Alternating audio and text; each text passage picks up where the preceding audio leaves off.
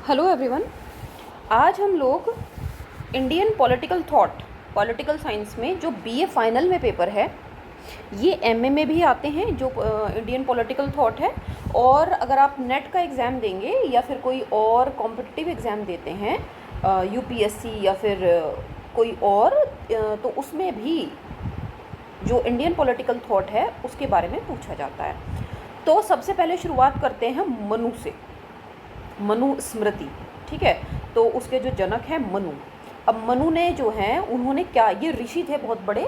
हालांकि क्योंकि कुछ राजनैतिक स्वहितों की वजह से हमारे देश में सही तरीके से जो शास्त्र हैं उनका अध्ययन पहले तो किया नहीं गया और उनको फिर तोड़ मरोड़ कर इस तरीके से पेश किया गया जिससे कि समाज में एका स्थापित ना हो सके और खाइयाँ पटी रहें। अगर खाई पटी रहेंगी, आपस में जातिगत तनाव रहेगा, तो इससे जो वेस्टेड पॉलिटिकल इंटरेस्ट है वो पूरा हो पाएगा। यही काम किया था ब्रिटिशर्स ने। तो ब्रिटिशर्स ने जो दुष्प्रचार किया सनातन संस्कृति के बारे में और हमारे देश के बारे में, वो बाद में और बहुत सारी पॉलिटिकल जो पार्टीज़ थी आफ्टर इंडिपेंडेंस, उन्होंने, जबकि ये ख़त्म होनी चाहिए थी चीज़ जिससे कि देश आगे बढ़ सके, लेकिन इस तरीके के अपने स्वहित के लिए ऐसे काम किए और हमारे ऋषि मुनियों के बारे में उनकी शास्त्रों की गलत व्याख्या करी। राइट, जो बातें उस समय पे लिखी गई थी वो उस समय के हिसाब से थी। कुछ बातें जो उसमें ठीक हो या हमें लगे रेलिवेंट है, आज हम उनको अप्लाई कर सकते हैं, लेकिन उसकी वजह से समाज के अंदर खाई नहीं डालनी चाहिए। राइट, तो यहाँ से मैं एक भूमिका बना के मनु के बारे में, ऋषि मनु के बारे में हम आगे समझते हैं। इन्होंने राज्य की उत्पत्ति का दैवी सिद्धांत दिया है। पॉलिटिकल साइंस के बच्चे इसको समझ जाएंगे क्योंकि इसमें कई तरीके के राज्य की उत्पत्ति किस प्रकार से हुई है उसके कई सारे अलग अलग सिद्धांत हैं। उसमें से एक है दैवी सिद्धांत। राइट, तो उसके दैवी सिद्धांत की बात करी है।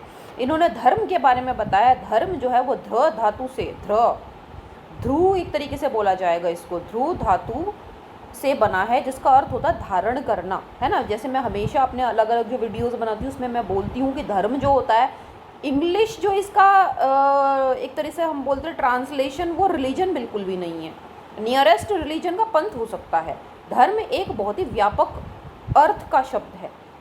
हर एक व्यक्ति का धर्म अलग होता है ना। तो यहाँ पे धर्म की जो बात की गई है वो है धारण करना। आप टीचर हो तो आप अच्छे से पढ़ाइए, ये आपका धर्म है। हर एक व्यक्ति के अलग अलग धर्म होते हैं। आपका माता पिता के प्रति अलग है, बच्चों के प्रति अलग है, समाज के, देश के प्रति, है ना। तो इस तरीके से सब अलग अलग धर्म होते हैं।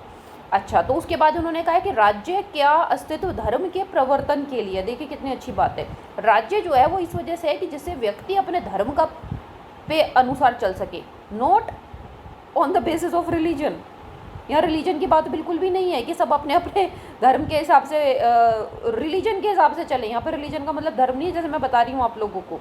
यहाँ पे है कि हम अपनी जो ड्यूटीज़ हैं, ड्यूटी थोड़ा हम नियरेस्ट इसको कह सकते हैं, लेकिन धर्म जो है वो ज़्यादा मोरल लेडन वर्ड है जिससे कि हम अपनी ड्यूटीज़ को फुलफिल कर सकें। इसी वजह से राज्य जो है वो अस्तित्व में आया है। इसको हम इस तरह से भी समझ सकते हैं।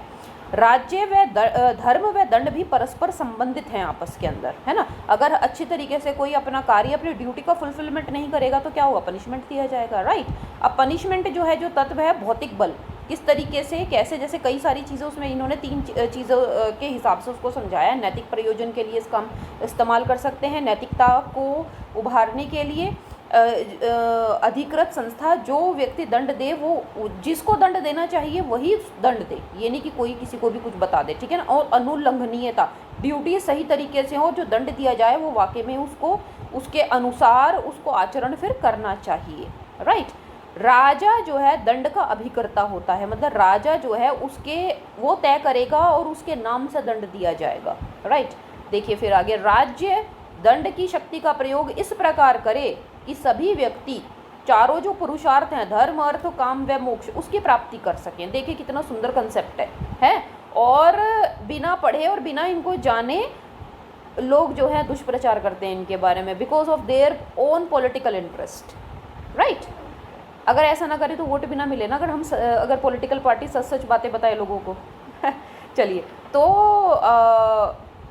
राज्य दंड की इस तरीके से करे कि लोग अपने चारों पुरुषार्थ, मतलब यहाँ पे जो बात है वो एक नॉर्मल राज्य की एक तरीके से नहीं है, वहाँ पे एक हैवी वैल्यू ओरिएंटेड राज्य की बातें हैं, जहाँ पे सिर्फ खाना, सोना और घूमना फिरना और एन्जॉय करना, दिस इज़ माई लाइफ, मैं कैसे ही करूँ, ये कंसेप्ट बिल्कुल नहीं है। क्योंकि मनुष्य का जो जिस वजह से वो पैदा हुआ है, सनातन संस्कृति में हम इसकी बातें करते हैं, इट इज़ एब्सोल्युटली साइंटिफिक कि सेल्फ जो एक तरह से साल्वेशन की, मोक्ष की बात की गई है, तो मोक्ष की प्राप्ति के लिए चारों पुरुषार्थ सही तरीके से चलें, धर्म अर्थ काम मोक्ष, इसमें गड़बड़ ना हो। इसके ऊपर मैंने एक वीडियो बनाया हुआ है पुरुषार्थ के ऊपर, आप चाहें तो उसको भी अच्छी तरह से समझ सकते हैं, ठीक है। और इसी तरीके से दंड दिया जाए, राइट। अब देखिए इनका एक बहुत ही पॉपुलर सिद्धांत है सप्तंग सिद्धांत, राज्य का सप्तंग सिद्धांत। हालांकि कौटिल्य का भी सप्तंग सिद्धांत है, इसका ऐसा ही है, बस थोड़ा सा परिवर्तित है, एक दो नामों का परिवर्तन है उसके अंदर, और उन्होंने उसकी व्याख्या थोड़ी सी अलग तरीके से करी है। तो सप्तम सिद्धांत मतलब राज्य के अंदर 7 चीज़ें जिस वजह से राज्य बनता है वो सबसे ज़्यादा इंपॉर्टेंट होती हैं, राइट। सबसे पहला है स्वामी, स्वामी मतलब राजा, उनके नाम से पूरा राज्य चलता है, राइट। उसके बाद आते हैं दूसरे नंबर पे मंत्री, देखिए मैंने यहाँ पे लिखा हुआ है मंत्री। फिर इधर मैंने लिखा हुआ है लेफ्ट हैंड साइड में पुर, पुर का मतलब है यहाँ पे एक तरीके से किला। अब किले के जो प्रकार हैं, यहाँ पे मैंने राइट हैंड साइड पे एक ब्रैकेट बनाया हुआ है, उसमें देखिए गिरी, गिरी का मतलब पर्वत होता है, जैसे कुंभलगढ़ का फोर्ट एग्जाम्पल के तौर पे हम ले सकते हैं। जैसे वन दुर्ग, वन दुर्ग जो है जैसे रणथंबोर के अंदर, राइट। जल अगर दुर्ग की बात करें तो एग्जाम्पल हम उसका ले सकते हैं गागरोन का फोर्ट, गागरोन का फोर्ट, राइट। फिर है धनवन, धनवन जो होता है जैसे कि डेजर्ट के अंदर रेगिस्तान में जो किला होगा, जैसे एग्जाम्पल के तौर पे जैसलमेर। उसके बाद आता है माही, माही का मतलब होता है प्लास्टर से निर्मित, ये जो मैंने इंग्लिश में लिखा है ये हिंदी है एक्चुअली, ये रोमन में मैंने लिख दिया, प्लास्टर से निर्मित, जैसे माधो राजपुर का किला, राइट। ये सारे के सारे जो हैं कहाँ पे हैं, ये राजस्थान के अंदर है, ठीक है। उसके बाद चौथा आता है राज्य, राज्य को जनपद कह के भी इन्होंने संबोधित किया है। पांचवा है सप्तंग सिद्धांत में, पांचवा है कोश, ठीक।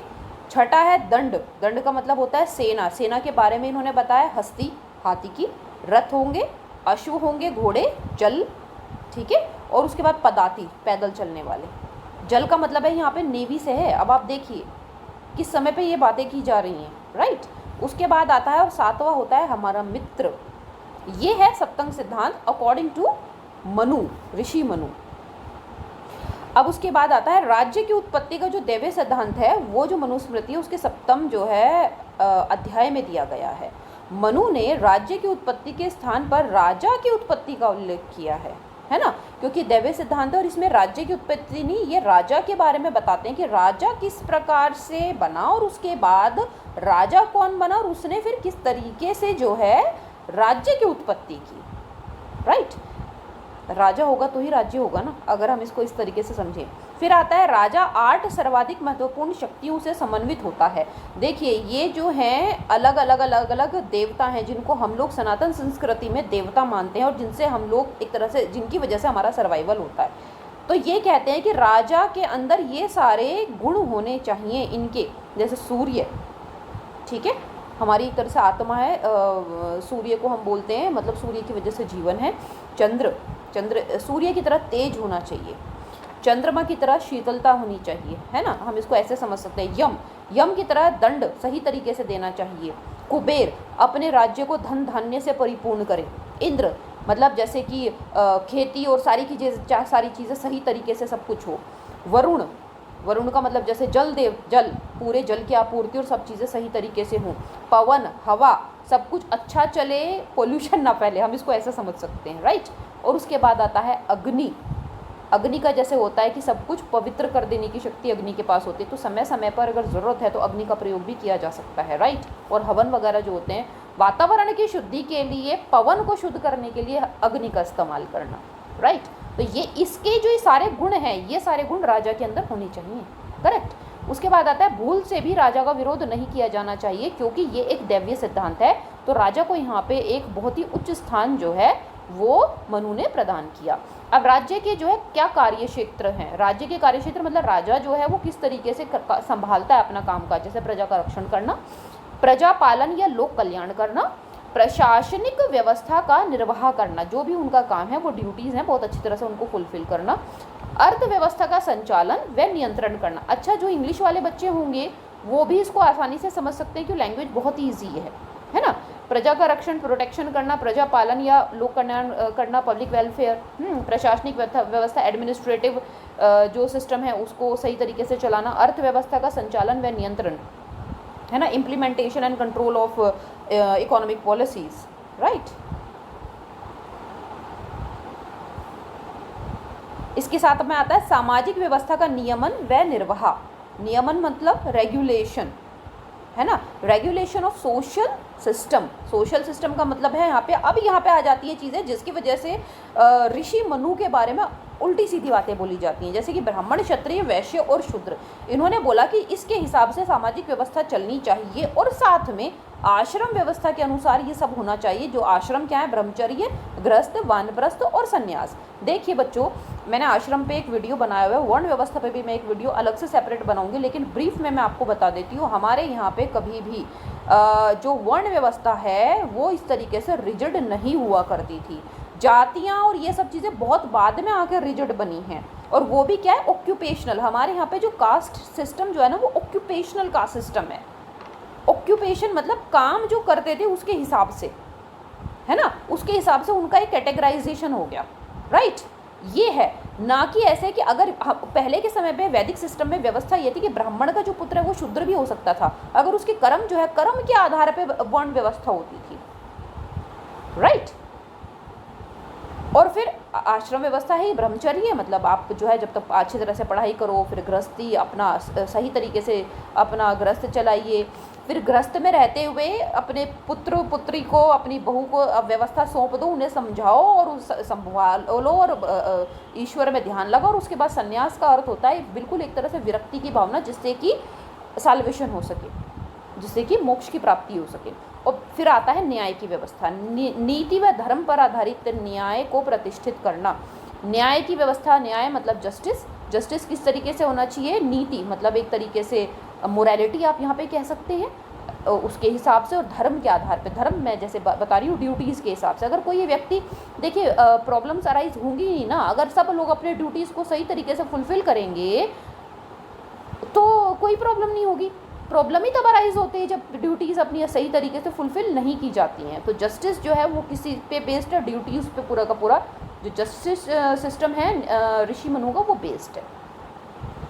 उसके बाद लास्ट जो जॉब है वो है राष्ट्र संबंधों का संचालन। पर राष्ट्र संबंध मतलब इंटरनेशनल रिलेशंस।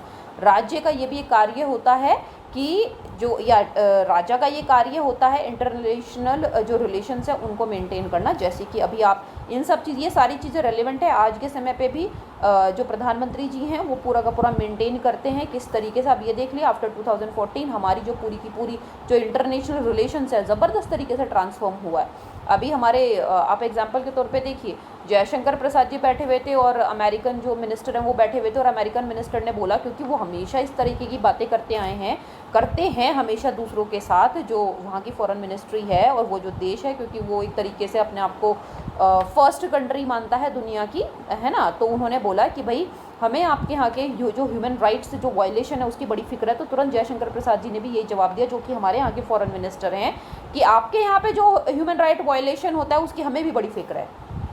करेक्ट। तो ये क्या होता है, ये होता है आँख में आँख डाल के जवाब देना। यही है पर राष्ट्र संबंधों का संचालन, जो कि प्रधानमंत्री जिस प्रकार का होगा राज्य उसी तरीके से चलेगा जिस प्रकार से राजा होगा। जिस प्रकार से प्रधानमंत्री होंगे वह व्यवस्था को उसी तरीके से संचालन करते हैं। अब आता है, देखिए, राजा की सत्ता पर नियंत्रण। यहाँ पे बात राजा का सत्ता पर नियंत्रण नहीं है, यह है राजा की सत्ता पर नियंत्रण। एक तरीके से आज के समय में हम बोले तो अकाउंटेबिलिटी एंड कंट्रोल, जो कि एक चैप्टर है पब्लिक एडमिनिस्ट्रेशन के अंदर आता है, ये है ना। ये जो टॉपिक है ये पब्लिक एडमिनिस्ट्रेशन हो गया, बाद में जो सब्जेक्ट बनाएगा अलग से। तो क्या है, अकाउंटेबिलिटी और कंट्रोल राजा के ऊपर, मतलब एक तरह से आज के समय में मिनिस्टर्स के ऊपर हम किस तरीके से कंट्रोल स्थापित कर सकते हैं, उनकी जवाबदेहिता किस तरीके से तय की जा सकती है, राइट। देखिए, धर्म का नियंत्रण सबसे बड़ा यह है, ड्यूटीज़। आप इसको ऐसे समझ सकते हैं जैसे कि लेजिस्लेटिव कंट्रोल।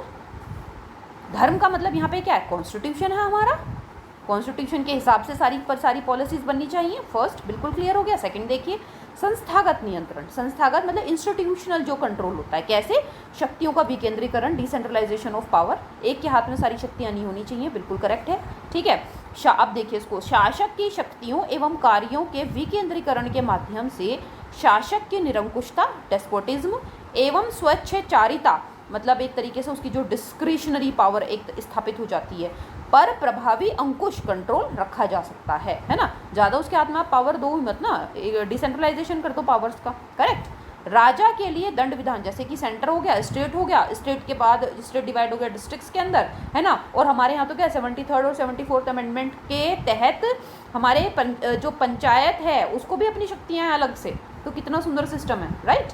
और उसके बाद देखिए, राजा के लिए दंड विधान, अगर राजा कोई गलती करता है तो ही कांट बी स्पेयर्ड, उनको भी नहीं छोड़ा जाएगा, है ना। जैसे कि आज के समय में अगर हम देखें तो ये बड़ा कठिन है, बहुत लंबे लंबे केस चलते हैं, तब जाके पहली बात तो मिनिस्टर्स फंसते ही नहीं हैं, और अगर फंसते हैं तो उनको इतना लंबा एक तरह से सिस्टम हो जाता है कि कई वर्ष बीत जाते हैं जब जाके वो कानून के शिकंजे में फंसते हैं, राइट। देखिए, आम जन अगर कोई गलती करे एक छोटे प्रकार की तो उसको 1 पर्ण की सज़ा मिलेगी। अगर राजा भी वही अपराध करे तो उनको सहस्त्रपन, 100 पन, सहस्त्र मतलब 100, ठीक है ना, 100 पन की सज़ा उनको दी जाएगी। फिर आता है राजा के व्यक्तिगत गुण, प्रशिक्षण और दिनचर्या के बारे में भी उन्होंने बात करी। जैसे कि आज के समय में हम बात करें तो जैसे कि जो ब्यूरोक्रेसी होती है, ब्यूरोक्रेसी का पूरा उनकी ये ट्रेनिंग होती है, उनकी एक एलिजिबिलिटी होती है, उनकी पढ़ाई होती है, उनकी समय समय पे उनकी जो ट्रेनिंग्स हैं बीच बीच में भी, वो भी सब चलती रहती है। तो इसको हम ऐसे समझ सकते हैं, करेक्ट। अब देखिए उसके बाद मंत्री परिषद, ये जो चीज़ें हैं ये कौटिल्य ने और बहुत अच्छे से विस्तार से समझाई हैं, राइट। अभी जो आपकी बुक है पॉलिटिकल साइंस की बीए की, उसमें इसी तरीके से चीज़ों को उतना ही समझाया गया है, करेक्ट। देखिए अब आगे, ये मनु के बारे में इतनी ही चीज़ें हैं, जब हम और अदर थिंकर समझेंगे तो उनको हम और जिस तरीके से समझाया होगा तो उनको और अच्छे से समझने की कोशिश करेंगे कि व्हाट इज़ गुण, प्रशिक्षण एंड दिनचर्या के बारे में कैसे समझाया गया है। और अगर डिटेल में होगा तो मैं बताऊंगी, ठीक है। लेकिन इसमें इतना ही और ऐसे ही, क्योंकि इतना ये इंपॉर्टेंट नहीं है कि किस तरह से दिनचर्या स्थापित होगी, है ना, वो सब चीज़ें नहीं है इसमें।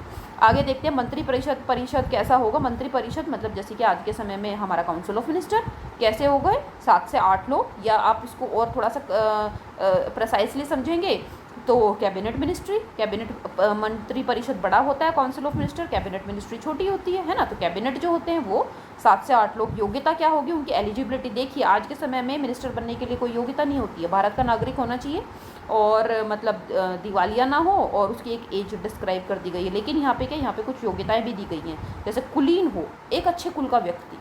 अब यहाँ पे अच्छे कुल के व्यक्ति से मतलब यहाँ कास्ट को तो बिल्कुल डिफाइन नहीं किया गया है ना।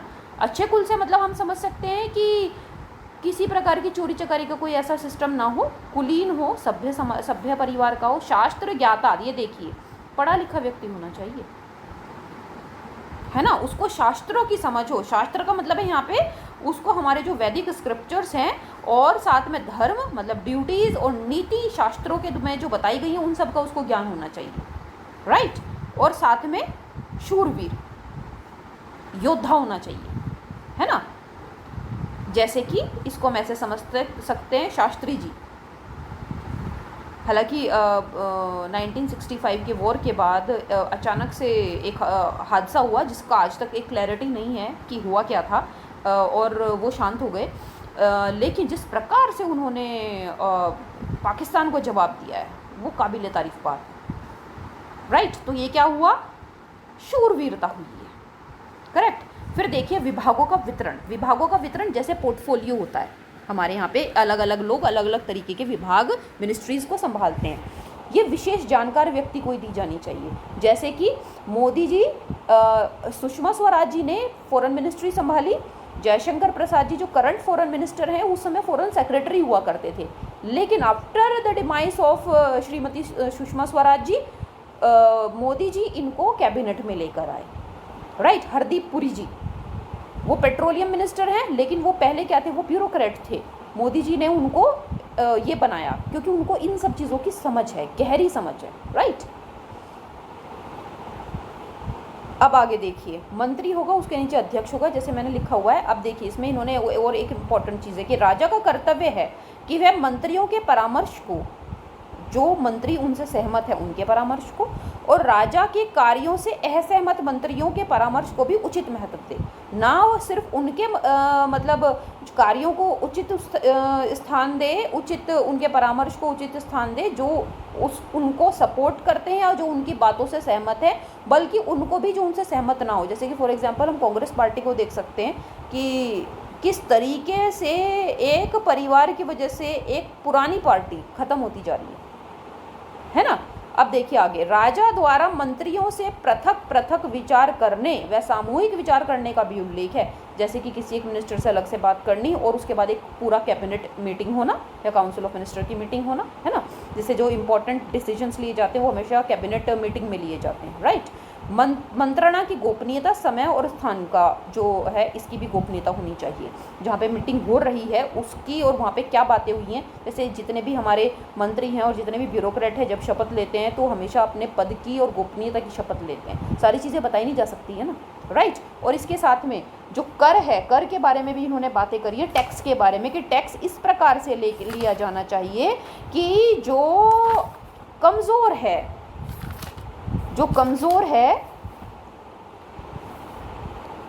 उससे कम टैक्स लिया जाए, है ना, जिससे कि जो गरीब जनता है उसका जो भार है वो उस पर कम पड़े, और जो समृद्धिशाली हैं उनसे जो है अधिक टैक्स लिया जाए, जिससे कि वो राष्ट्र योगदान में ज़्यादा महत्व दे पाएँ, राइट। तो देखिए ये हुआ मनु का जो सिद्धांत है, मनु की जो नीति है राजनीतिक सोच, उसका फर्स्ट पार्ट। अब इनका क्या, इंटरनेशनल रिलेशन के अंदर इनका मंडल सिद्धांत है और षड्गुण्य सिद्धांत है, षड्गुण्य नीति है, ठीक है। उसका मैं कल एक वीडियो अपलोड करूँगी वो, क्योंकि नहीं तो फिर ये वीडियो बहुत लंबा हो जाएगा।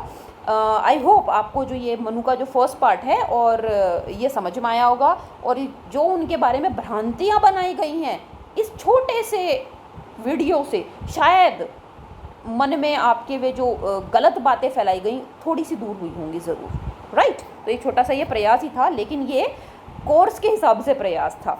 Thank you so much for watching.